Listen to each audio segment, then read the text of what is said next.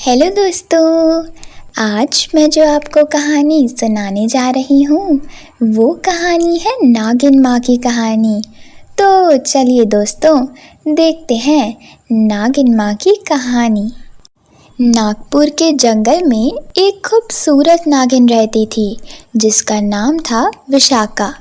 वो 16 साल से भी ज़्यादा पुरानी नागिन थी जो नागमणि की रक्षा कर रही थी। विशाखा बहुत ही दयालु और हिम्मत वाली नागिन थी। एक दिन नागपुर के जंगल में कुछ लोग आए और चुपके से पेड़ के नीचे 2 बच्चों को रखकर चले गए। वो बच्चे बहुत ही ज़ोर ज़ोर से रोने लगे। तभी बच्चों की रोने की आवाज़ विशाखा के कानों में पड़ी। इतने घने जंगल में किसके बच्चे रो रहे हैं? चलकर देखना पड़ेगा। आवाज़ का पीछा करते करते विशाखा उन बच्चों तक पहुंची और देखा कि बच्चे बिल्कुल अकेले ज़ोर ज़ोर से रो रहे थे। उनके पास कोई नहीं था। तभी वहाँ एक नाग आ जाता है। विशाखा अपने नागिन रूप में आकर उस नाग को डराकर भगा देती है और बच्चों को गोद में उठा लेती है। ये दोनों तो लड़कियाँ हैं। आज से मैं इन दोनों को पालूंगी और इन्हें मैं ही बड़ा करूंगी। ये दोनों बहुत ही प्यारी हैं। विशाखा ने अपनी जादुई शक्तियों से दोनों बच्चियों के लिए बोतल का इंतज़ाम करा और जो जो उनको ज़रूरी था उस सामान का भी इंतज़ाम करा और दोनों बच्चियों की देखभाल करने लगी और दोनों बच्चियों का बहुत ही प्यारा सा नाम रखा, बेला और शिवन्या। दोनों बच्चियों में शिवन्या थोड़े से सांवले रंग की थी, फिर भी नागिन विशाखा दोनों बच्चियों में भेदभाव नहीं करती और बहुत ही अच्छे से उन दोनों का ख्याल रखती थी। बेला और शिवन्या को पता नहीं था कि उनकी माँ नागिन थी। विशाखा ने अपनी दोनों बच्चियों को कभी पता नहीं लगने दिया।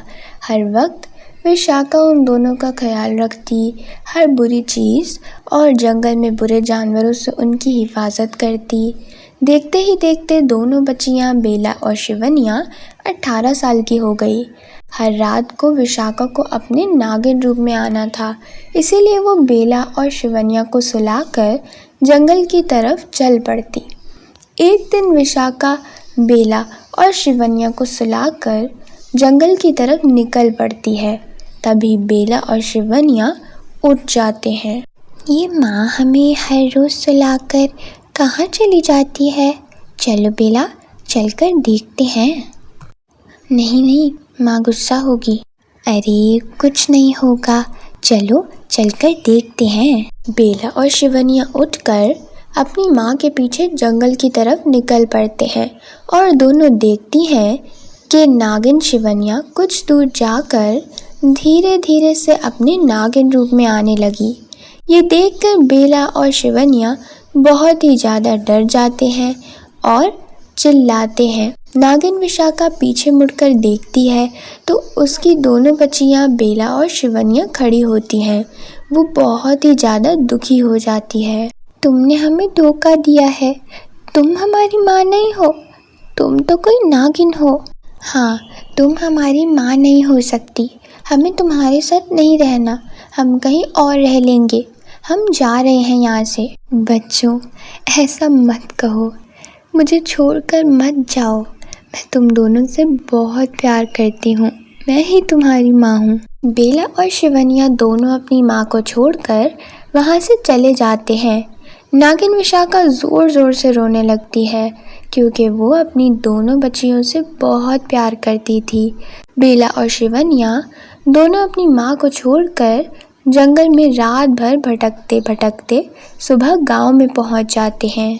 बेला, अब हम क्या करेंगे? हम अपना गुजारा कैसे करेंगे? लोगों के घर काम करेंगे और अपना गुजारा हम खुद ही करेंगे, हमें उस नागिन माँ के पास नहीं जाना है। दोनों एक घर के पास जाते हैं और काम के लिए पूछने लगते हैं। वो औरत बेला और शिवन्या को घर का सारा काम करने के लिए कहती है। दोनों औरत के घर का सारा काम करते हैं। जब पैसे देने की बारी आई तो उस औरत ने दोनों को डांट कर वहाँ से भगा दिया। दोनों बहुत ही उदास होकर और एक घर के पास आई और उनसे काम के लिए पूछने लगी। उस औरत ने भी उन दोनों से बहुत ही ज़्यादा काम कराया। दोनों को बहुत ही ज़्यादा भूख लग रही थी। उस औरत ने बहुत ज़्यादा काम करवाने के बाद दोनों को खराब हुआ खाना दिया। ये देखकर दोनों बेला और शिवन्या रो पड़ी और अपनी माँ को याद करने लगी। वो जैसी भी थी हमारी माँ थी, वो हमारा कितना अच्छे से ख्याल रखती थी। चलो हम उन्हीं के पास चलते हैं और उनसे माफ़ी मांगते हैं।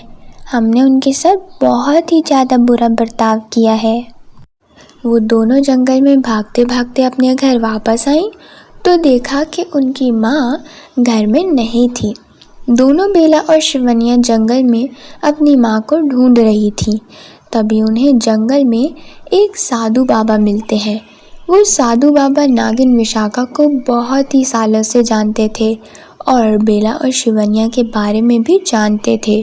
साधु बाबा ने बेला और शिवन्या को सारी बात बताई कि कैसे नागिन विशाखा ने उन्हें पाला और वो उनकी माँ नहीं थी, फिर भी उन दोनों का बहुत ही अच्छे से ख्याल रखा। ये सुनकर दोनों बेला और शिवन्या और भी ज़्यादा रो पड़ी। साधु बाबा ने उन दोनों को विशाखा का पता बताया कि वो पहाड़ियों की तरफ गई है। बेला और शिवन्या पहाड़ियों की तरफ निकल पड़ते हैं और वहाँ पहुँचते हैं जहाँ नागिन विशाखा थी। वो दोनों नागिन विशाखा के पास जाकर माफ़ी मांगने लगते हैं। अपने दोनों बच्चों को माफ़ी मांगता देख नागिन विशाखा उन्हें माफ़ कर देती है और अपने दोनों बच्चों को गले लगा लेती है। इसके बाद वो सब लोग हंसी खुशी रहने लगते हैं। अगर ये कहानी आपको अच्छी लगी हो तो ज़रूर लाइक करें और हमारे चैनल को सब्सक्राइब भी कर लें।